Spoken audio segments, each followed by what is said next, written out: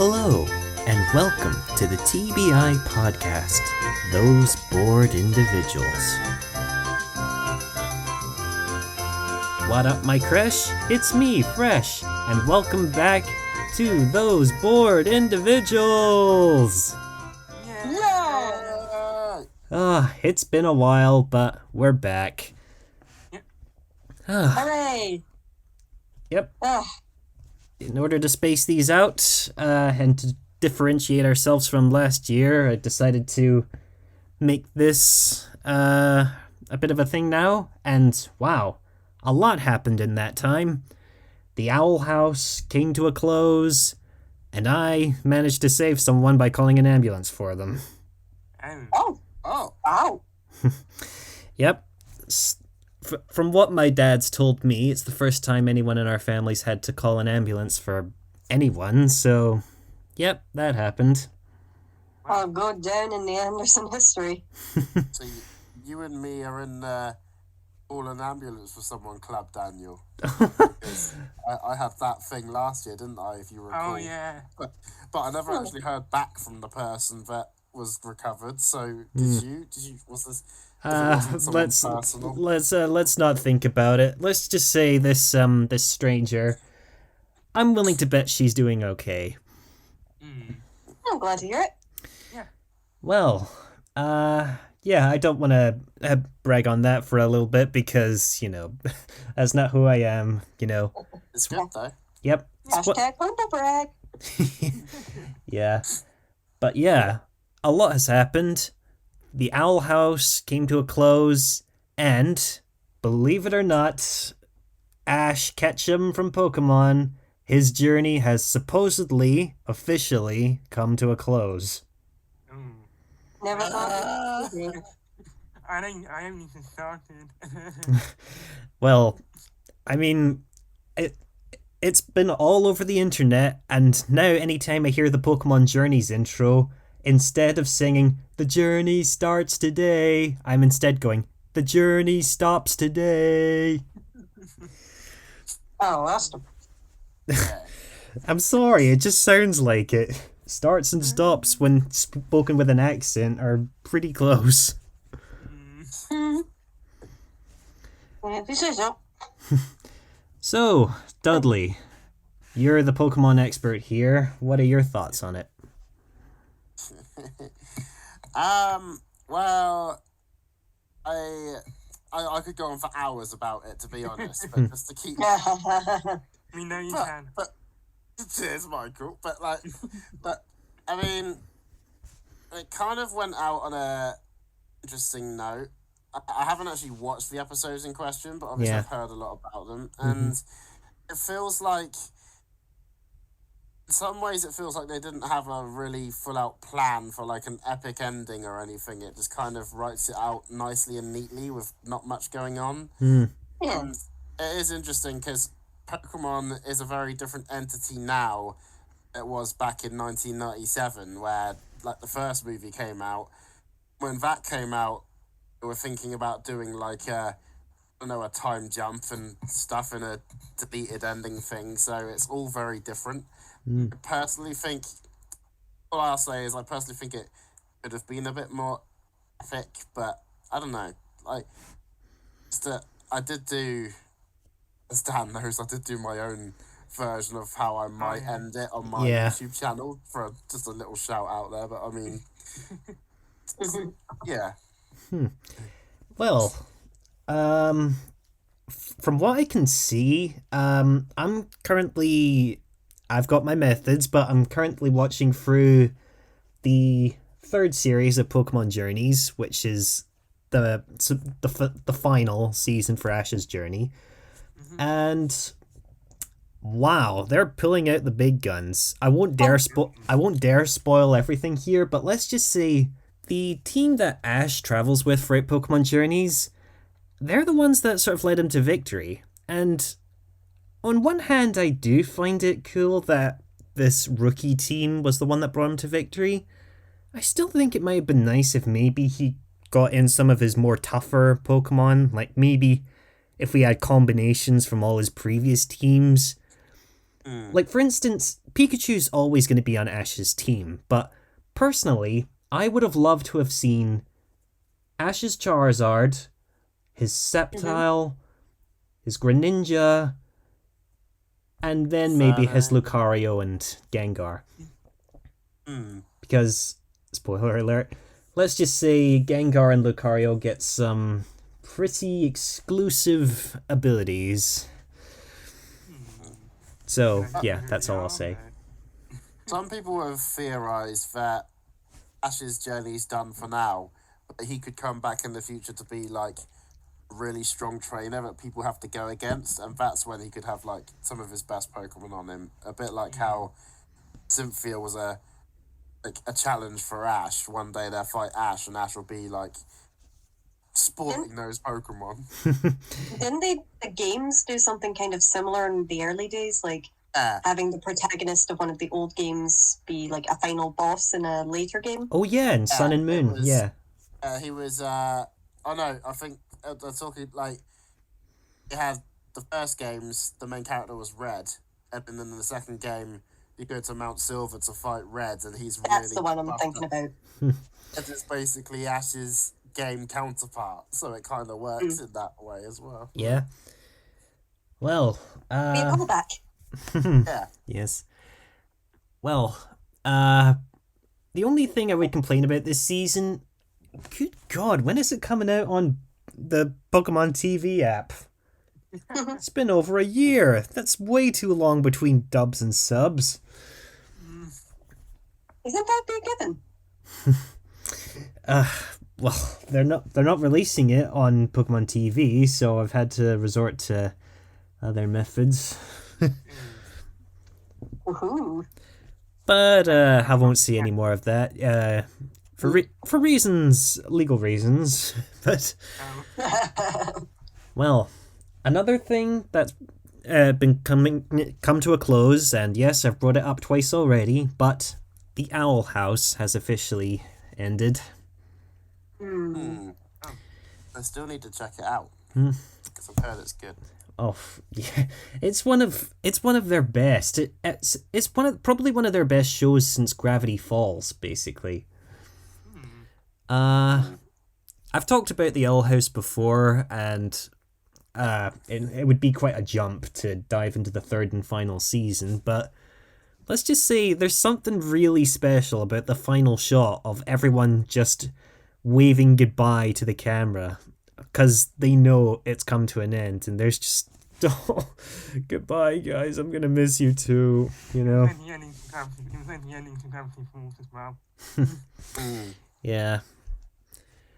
Alright, on that note, this is really random, but like, speaking of shows endings, I've talked in the past how I like Animaniacs and Freakazoid and things like that. Yeah. And I found out that Freakazoid's last episode ended with all of them singing "We'll Meet Again," I don't know where, which is ties in with Bill Cipher singing it, but it's kind of sad. It's like, oh. I'm just thinking of Bill Cipher. Well, and with the Owl House ended, we still got no confirmation that Owl House and Amphibia existed in the same timeline. That would be boring. I know there's in one clip, one of them's holding a Grunkle Stan doll or something at some point in the show. Yeah. Like a little. Yeah, there is a Grunkle Stan and Seuss frog character who do appear in Amphibia. They've done quite a few cameos of frog versions of other characters. Even Kermit the Frog made a cameo in Amphibia. I love it. Yeah. But yeah, the shows have sort of crossed paths here and there. Like, there's a newspaper clipping saying, "Girl disappears, claims to come from a world of frogs," in the Owl House. So, but they never actually met face to face, so who knows what'll happen. I imagine a crossover would be like the next big thing they do with those IPs. Well, at least until then, we've still got the Chibi-verse. Have you Wanted to see Over the Garden Wall. I think that's in a similar vein to Owl House. And Yeah, Very vaguely. it's I've uh not heard of it's that. Yeah. quite a short series, so you can watch It it was at any just time. a little, I want to say 8 episodes or something like that. Oh, okay. Yeah. So yeah, it's a nice short thing for you to watch, just like at a weekend when you don't have much else to do. Yeah. But I would recommend it. It is very good. Yeah. Okay. I've heard one of the creators behind it is one of the people behind the Red Wall remake for Netflix when that comes out, or the Ooh. films or something. And I thought, oh, that means Red Wall could be dark, like the books, which could be very good. And as a person who's just finished reacting to Redwall, there's a lot of off-screen violence that plays out for Redwall, so goodness knows what they're going to be capable of in this reboot. Oh, yeah. Okay. Well, A random note, I just want to go back because I remembered with Pokemon. So I've got a long way to go before I can watch these last episodes it's had because I'm still doing my episode by episode marathon. I'm in Sun and Moon, and the last one I watched was the 1032nd episode. So, wow. I have a lot to catch up on. yeah. Yes. Well, just before we close this segment out, has everyone here heard of the Chibi-verse from Disney? Vaguely. I think I've heard mention of it. That's it. Well, let's just say the theme song to this show sums it up. A bunch of scientists at Disney grabbed up every property and story that they have, threw them all together in a mashup machine, produced a glowing orb about the size of a bean. They slid it underneath a microscope and found a bunch of cutesy characters just fussing around. Oh, Yep. That makes me think of Disney Infinity with all the little bean characters hopping around. Well, it's not too far off, because the Chibi-verse, think of every Disney Channel show. DuckTales, Phineas and Ferb, The Owl House, The Ghost and Molly McGee, they all appear in this show as regular characters, and you frequently see them interacting, and it's like, good lord. Is it good? lordy. I don't know. I just admire the idea, but I've seen clips here and there, and they've got Phineas and Ferb characters interacting with Gizmo Duck, I think, at some point. It's just I've only ever seen the intro because it's just so catchy, despite how simple it is. But let's just say, and let me tell you, it's not just the 2D characters. They've gone into live action. Like, they've done ZOMBIES and Disney Descendants characters appear in this show as well. So I'll have to go and look at the intro after we finish this. Yeah. so yeah, no idea how good the show is, but I just thought I'd bring it up. Okay. You're listening to the TBI podcast. Well, in terms of this year's lineup of movies, so far, so good. Yes. Well, one movie which I literally just saw yesterday, the new Super Mario Brothers movie. Yeah. Do you dare? Well, first of all, critics, what is your problem? 50%? Oh my god. 50%? That's the same sort of rating as the first Madagascar movie. A my film God. which I'm assuming all of us have a soft spot for. So therefore, this should be no problem. So why the low rating? Maybe Mario's voice. I have a feeling it Chris Pratt. Chris I was Pratt about to has say, something yeah. to do with it. I was about to say, yeah. So, Mm. most people have the consensus that they saw the movie, and from what I've heard, they liked Chris Pratt because in the cartoons, there used to be old Mario cartoons, and they gave him a Brooklyn accent, not a Italian accent. So it's Yeah. like it doesn't really matter who voices him as long as it sounds like Yeah, because like Oh, sorry, I didn't mean to. No, it's fine. It's fine. Yeah. I was just going to say that, like, I think what they were going for there was, like, the sort of Italian Brooklyn mob sort of voice, like the, hey, come on! Mm-hmm. Yeah. Yeah, because apparently that's what they were supposed to be going for, a sort of softer version of that when they were casting for, like, the very first voice of Mario in the games, but then Charles Martinez he apparently lost the plot from panic, and that's what created the Mario voice we know today, but integration. Well, the rumors about Charles cameoing as some characters in the background is true. Yep. Which is nice. Oh, good. My initial impressions of the film were it is, I mean, 10 out of 10 with artwork. It looks flippin' amazing. Yeah. And the one thing I took from it, which when I left the film, was about the pacing of it. Like, it's a very fast film, but they cram a lot of stuff into it. Like, it's when a scene ends, it doesn't like give you like a space to breathe for a couple of seconds. It then cuts to the next scene, cuts to the next scene. It doesn't. That's a very minor nitpick I have for it. right. Yeah, but pacing can really make all the difference. Whereas a lot of critics are saying it's style over substance, but it does its job. It does a good Mario story. Yeah, it's the Jesus, Mario the fans. movie. This isn't Angela's Ashes, it's the Super Mario movie. You get what's on the package. Leave it alone. It was great. It had the Seth Rogen laugh. It had the DK rap. It had peaches, peaches, peaches, peaches, peaches. yeah. What else can you ask for? Peaches is amazing, I've and I seen that. recommend seeing the film for that. Seth Rogen's laugh as Donkey Kong is alright. It's like, exactly. Like for me, Seth Rogen's laugh is probably the most iconic thing since the Wilhelm scream. It's just so iconic now. The only thing I can also hear other people saying is, when everyone says, "Oh, they've got to," the companies want them to include certain things in the film, like popular songs and things like that. Like, because there's Mario music and the remixes of it. There is amazing stuff of the music and stuff in this film. Yeah.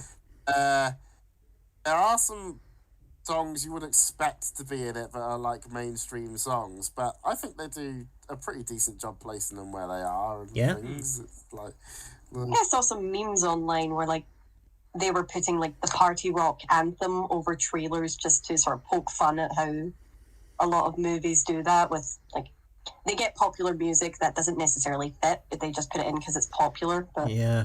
I don't know. It was a meme I saw online for a while.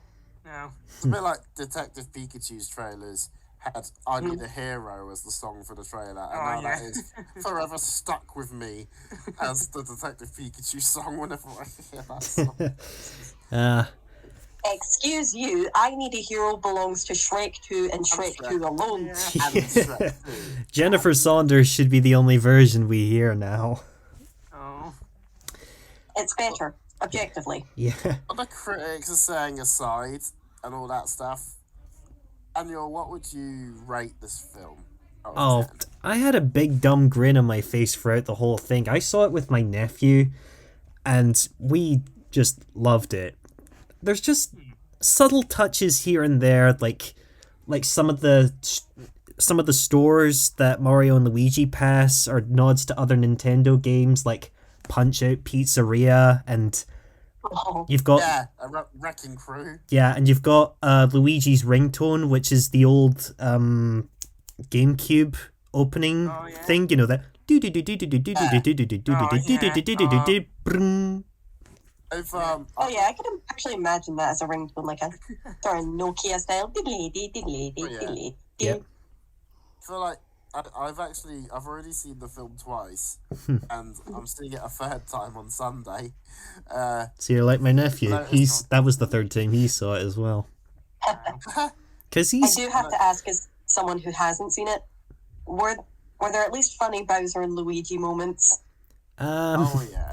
there was the scene where Bowser's interrogating Luigi, and the way he's getting him to talk is by plucking his mustache out hair by That hair. was insane, wasn't it? Oh, I think that of was course. Also has some of the best scenes. Also, I would like one of the things I was most looking forward to was Kamek, who's like the wizard Koopa, who's like, Mhm. and I was very happy with like the stuff they did do with him. Luigi does have a few funny moments, but he also has like a more character growth moments than funny moments with him. Yeah. And I will say, if you've played Super Mario Odyssey, then you'll understand some of the stuff that goes on with Bowser in this film, shall we say? That's all I can say, though. Yep. Without There's a reason he's always kidnapping Princess Peach. And it's been established. Yeah. I watched one critic the other day who absolutely ripped into the film, and he's heard the critics weren't happy, so he went into it wanting to love the film, and he didn't enjoy it either. And I was there like, one of the complaints he had is we didn't need a reason for Bowser to kidnap Peach, and I'm like, well, if you played the games, you'd know this has been pointed out, you know. I mean, like, You gotta have a reason. pretty obvious. yeah, Even me, who doesn't play Mario much, knows why. yeah. Like, it's a tale as old as time. Yeah. Indeed. It's like the sort of people at DC who used to be in charge of making the movies, but they had no idea how to bring these characters to life because they weren't comic fans, they were filmmakers. That's why now some of you might see James Gunn's takeover as a bit of a buzzkill, but when you see what he's done with the DC movies and series so far, he's brought a number of great characters to life. Just because he is a comic fan and he understands what people want to see. That's why shows like Peacemaker and movies like The Suicide Squad were such a success. Why Mandalorian is doing so well on the Star Wars front. Oh, It's yeah. written by fans, you know, like Oh, yeah. Well, I was you know, Well, uh, when you're passionate about source material, it's going to come out much better. I think it goes without saying. I know everybody's going to say this, but it's obviously 10 times better than the Mario film we had years and years ago, the live action one. You should Go to Mario! because that A was monkey. live action, Michael, and it was really. I think I've seen Related some to the stuff about that. Now we're in an era where we've got Sonic the Hedgehog films, Detective Pikachu, this Mario film. It's got so much better. I'm hoping they make Metroid and Zelda films now, because you're just expecting a Smash Brothers movie from Illumination, aren't you? I've heard people wanting that, and I'm down for it. Well, wouldn't surprise me if that was their end goal. Their end game, if you will. Yes. Okay. Well, so yes, the Mario movie, it was a success, despite what the critics say. Well, we all loved it. On one hand, however, one movie that I do want to bring up before it gets too late, Marvel's latest installment in the MCU, Ant-Man Quantumania. Oh, yeah. I've seen that one. Well, Oh yes. certainly quite the creative movie, I must say. Yeah. And I'm not liking the quotations around that creative. well, it delves into the quantum realm. The micro universe is just as vast as space itself. And I mean, I enjoyed it. I've heard some people online saying that this is the beginning of Marvel's downfall, but honestly, I don't mind. I honestly do not mind. If people are allowed to watch the Star Wars prequels despite how bad they are, why can't we do the same with the rest of the MCU? I love the I Star read- Wars prequel. Yeah. Exactly! You rate a movie by how much you liked it. Yeah. Yes. I watched things move on the screens, I watched the actors say things, and I liked it. Yeah. Yes. What do you think, Dudley? Felt watched Quantumania, and I felt like it was the Thor Ragnarok of the Ant-Man series. Like, Oh, I like the first two Thor films. Thor Ragnarok was like in the top 5. oh, I feel like I like the first two Ant-Man films. Quantumania is like much better than Ant-Man and the Wasp was, to me. And I left the film, and I heard people saying they didn't really like it, and I was like, "What? oh. Really?" It's like, Was it MODOK who scared you away? don't know. Everyone in think the cinema laughed when I saw that. I was really excited when MODOK turned up because I was there like I remembered that character from the Lego Marvel games, and I was Oh, like, yeah. "Is he ever gonna appear?" And I was like, "Oh, he's here!" But I couldn't. A little bit of me did go. It's very close to looking like an evil teacher from Shark Boy and Lava Girl. Oh, Mr. Electric. Yeah, Mr. Electric. it's much better than that, but it was funny. Well, I mean, that's fair, because MODOK is certainly one of Marvel's more peculiar characters, and in my mind, I thought he would be one of the hardest characters to bring to life in a live-action movie. And not only have they done it in a way that's both humorous and silly, but it's done in a way that makes a lot of sense. Like, huh, okay, yeah. Without spoilers, he is actually a character we've met in the past, which was Yeah. very interesting. Mm-hmm. See, but yes, There was a that reason an for origin him to there. come in. I mean, yes, I've heard the argument that he's just a big floating head, but you gotta admit, comics are weird, and we accept this no problem in the comics. Oh, the things the comics have done. Didn't we like our raccoon and tree? I think we all liked our raccoon and tree. Yeah. Well, I think a shorter question, what didn't the comics do? Oh yeah. Well, now that we have been introduced to Ant-Man's new villain in the form of not He Who Remains, but Kang the Conqueror. Yes. The newest big bad of the MCU has taken center stage. And now, with a council of Kangs from across the multiverse ready to strike, God knows what's going to happen. Yeah. And apparently I heard he actually has some bad things as well, so Oh, yeah. I don't know what to say, but yeah. Well, let's Okay. just say, we have spotted an Egyptian Kang, and something tells me that Moon Knight could be experiencing some encounters with that one at some time Moon soon. I still need to see Moon Knight. I still You haven't. need to see it. I will see it. Uh, But Ant-Man Quantumania had an interesting post-credit scene, as did Mario. Actually, I was going to bring that up earlier, oh, so stick around for that. Okay. You are listening to the TBI show. well, you've waited long enough.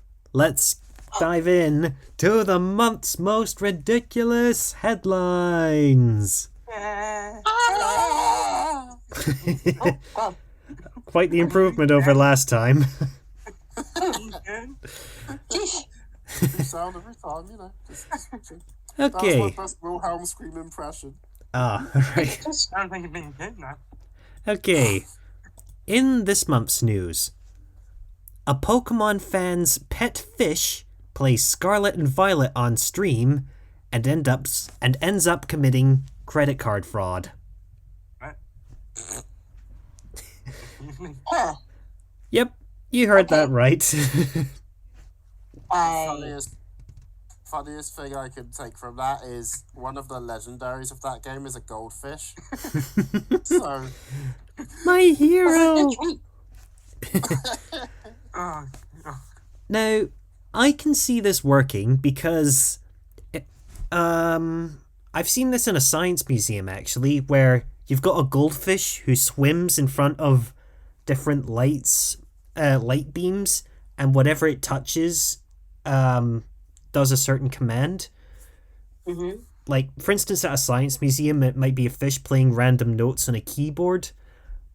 So, Mm-hmm.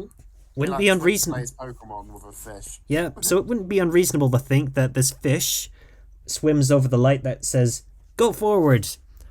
Then it swims over the button that says, press A, talk. So, somehow, this goldfish ended up buying God knows what from this person's Switch and ended up committing credit card fraud. Oh my. Whoops. Jeez. So who's at fault here? I wonder who. Really, the fish. Hey, I may be a goldfish, but I may be a goldfish, but I may be a goldfish, but I may be a goldfish. I thought that was my disco breaking then. I mean, the fish isn't going to remember doing that. You thought it was your disco breaking. You said you thought it was your disco. Ah! Anyway. Ooh, oh gosh, this next one. I'm scared. McDonald's is forced to take down an offensive and tone-deaf billboard ad for the McCrispy. I think I know what you're talking about. Oh. So, you advertise a new product from McDonald's, this brand new delicious burger called the McCrispy. So, what better place to put it than on a bus stop leading to a crematorium? Oh dear. Whoops. Oh. Mm-hmm. That's what I thought. Now, as a person who's tried the McCrispy, it is delicious, but that is quite the ridiculous place to put it. Quite the image. Yeesh. Yeah. I could see McDonald's being like, let's place it here, and then if people are having a bad day, then they can go to McDonald's to be happy, but they chose the wrong product to put on that. Then, I mean, you put anything next to a crematorium is instantly going to be a bad move. Like, locally, someone's deciding to put a sensory garden next to the crematorium. You know, for people who don't have much time left, people with dementia, people like that. Oh yeah, that's a lovely image. That tall building where people turn to ash. Yeah, lovely. Especially if you knock someone and they're very, very bad. Yeesh. yeah. Not So- a good face. Naturally, they took it down, so goodness knows what they've put They there. should have put it there in the first place. Oh god. I did say these headlines were doozies. What now? I have a bad feeling about this. A mammoth meatball was created with extinct DNA. What? Pardon? Thanks, DNA. Yep.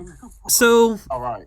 in an effort to bring dead flesh from extinct animals back to life, scientists made an exhibition where they gathered up enough mammoth DNA, filled in the gaps with the DNA of an African elephant, injected that DNA serum into a sheep, and now that mutton is essentially mammoth flesh. Okay, start off. Don't we have several movies indicating why it's a bad idea to do that? Uh, I can't remember the name. Starts with a J, something about going to a park. I mean, now, at first looking into this, I was like, oh my god. But then as I quickly watched through the video, the sheep was eventually, was, put down. And yeah. they gathered up the meat from it. And let me tell you, it's certainly not mutton. And they essentially made this ball of meat and placed it under a glass jar.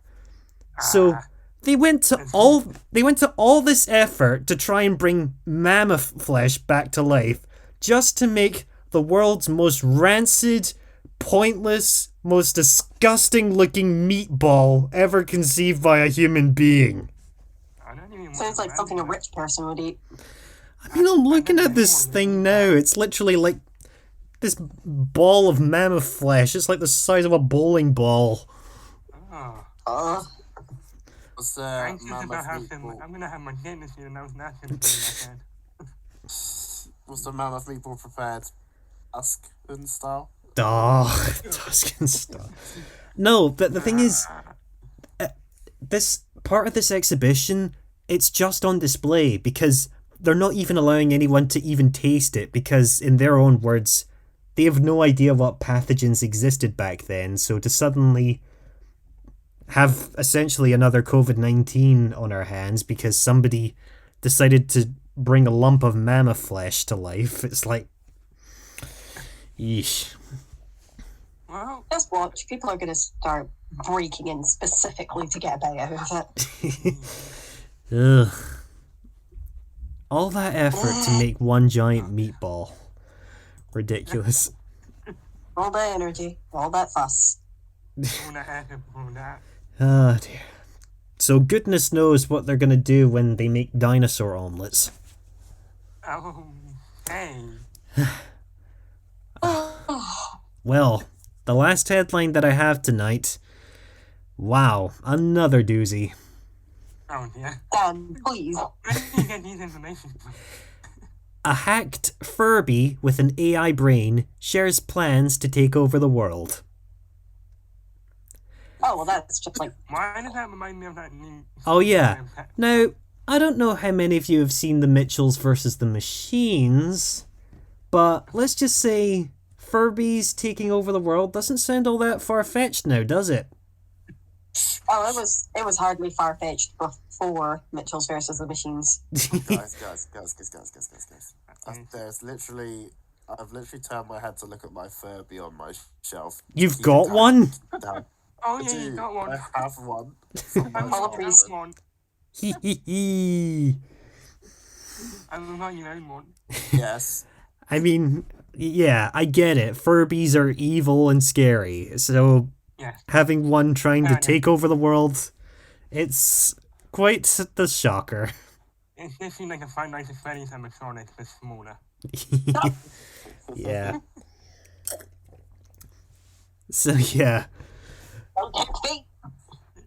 I just immediately thought of like Pinky and the Brain images. Like you've got larger Furbies and smaller Furbies next to each other, like hula, hee hee hee, try to take over the world. Always Furby hiding this in the Furby. shadows. I mean, what else am I supposed to say to that? Hopefully, You're gonna prepare yourself and just burn them all. yep. Hopefully, this will finally get people to start throwing them out and destroying them once and for all. Yes. Before they get even powerful. Yes, before they band together. Oh God. I really need to see Mitchells versus the Machines again to see what their plan of attack was. I mean, the only way you can really take out a Furby is just to knock it over. Or set on fire. Like, just push it over, lands on its back. Ah, the pain!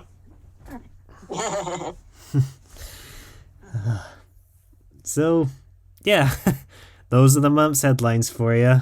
What do you think? Yeah. No, pretty. Wow. Enough to take in. Some big ones all round. Yep. But I don't know if any of them top the police robots, but Oh, they yeah. are a bit up there. They're still out there.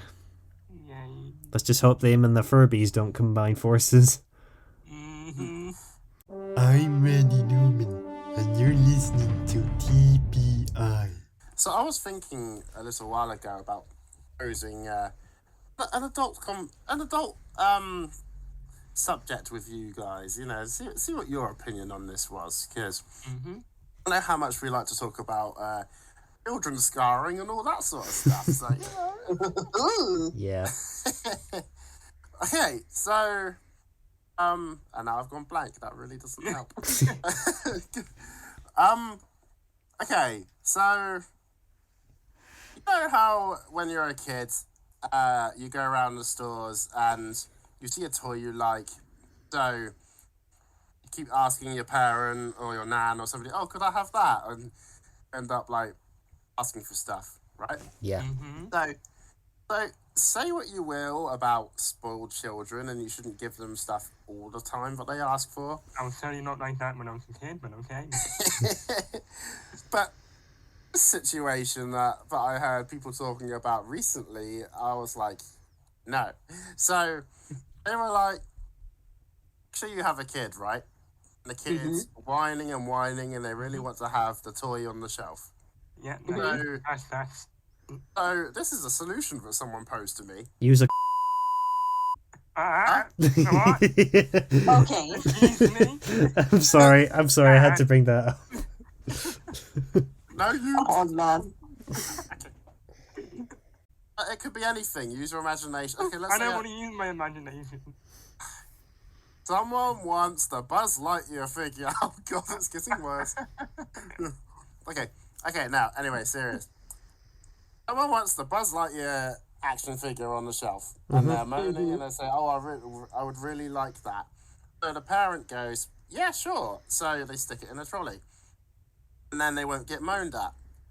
Then when they get to the till, you take it out and then leave so that they didn't moan all the way around the store.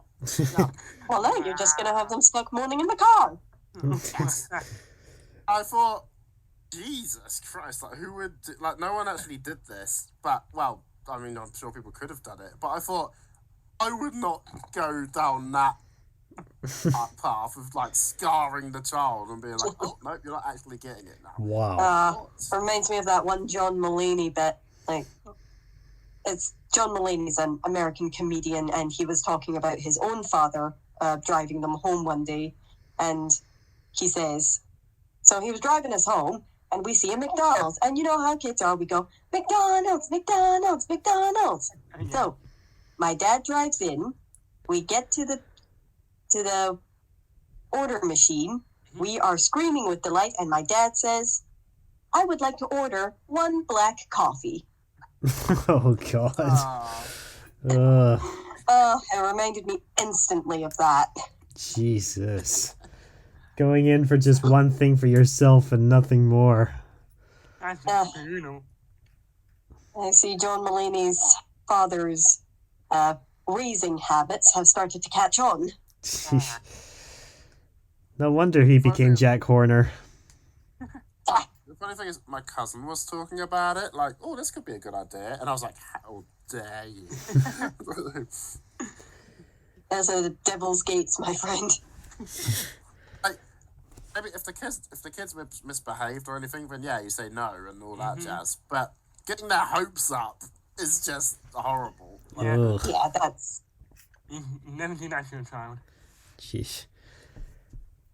Well, on the topic of potentially scarring kids, well, as it turns out, Barney the Dinosaur is getting a brand new series and a new redesign.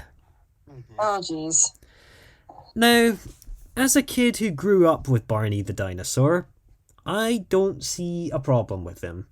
Sure, some people say that he's too simplistic and not as educational as people want, but you weren't a child when you watched Barney. I was. I never was Barney. And I thought it was charming. But Remember knowing one- me, you're likely going to have some opinions of your own about Barney. I don't have much because I never watched Barney, but Yeah. I have a distinct memory once of I was like 7 or 8. My parents said, "Oh, we might be going to see the Barney movie. Do you want to go?" And I was like, How old were you? I don't remember the context. I think my younger cousin was going to go. Yeah, like 7 or... This is why they said it, and I was like, oh, that's interesting, but I don't know why Barney Rubble's getting his own movie. Oh And it's no! like- Oh, not that like, Barney. They're like, no, Oh, that, Dudley. they told me. They're like, not that Barney, the other one, I'm like, oh, then no. Like, I've outgrown that. Like, I'd see a Barney Rubble movie, but I'm not seeing the Barney the Dinosaur movie. Well, you made the right choice. Well, as we all know, Barney the dinosaur has famously been depicted exclusively in live action. However, Mattel is rebooting him with a new film and an animated series to go with it. Yes. And with an animated Barney the dinosaur, he's now been given a new redesign. Has everyone seen it?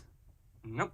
I'm looking at it now. I have not. There's something We have very. sharp teeth to get the people in charge of the pizzeria. Well, it's Five Nights at Freddy's remake. There's something a little uncanny about it. I can't put my finger on it. All right. Well, just going to pause here for a moment just so I can share the image. Hmm. There's Oh, yeah. I think you showed me this. Sorry. Come on, Mel. Ah, No, It's Yoshi. Purple Yoshi. I was wondering where It you does went. look like Yoshi. It's a little uncanny for some reason. I don't know why. I think it's the eyes. Well, to be fair, Barney's eyes did look... I mean, I'm not complaining about Barney's old design, but apparently a lot of older audiences had a lot to say about Barney's old design. One of them, of course, being his eyes. Because his eyes were tiny, yet his pupils were huge.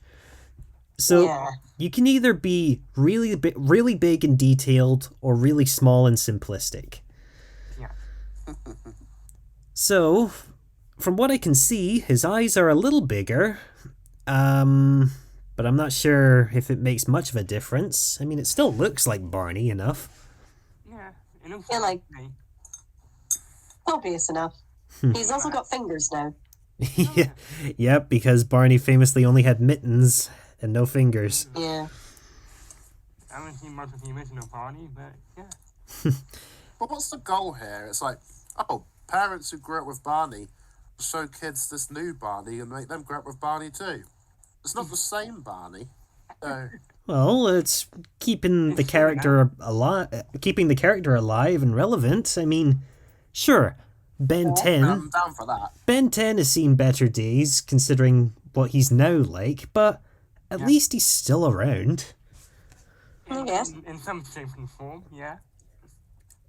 Yeah, I'm thinking like, I mean, I guess it goes for all ages, but like, it's like, I could see them like, oh, there being a reason for them to bring back Ben 10 or something, but I don't see much reason for them to bring back something like Barman Sam or something, but then I guess, Oh I yeah. don't know. Well, I think that will come back. regardless of what they do, I think it's got some... I think it's got something to it, because Barney was a bit limited because he was essentially a live-action costumed puppet.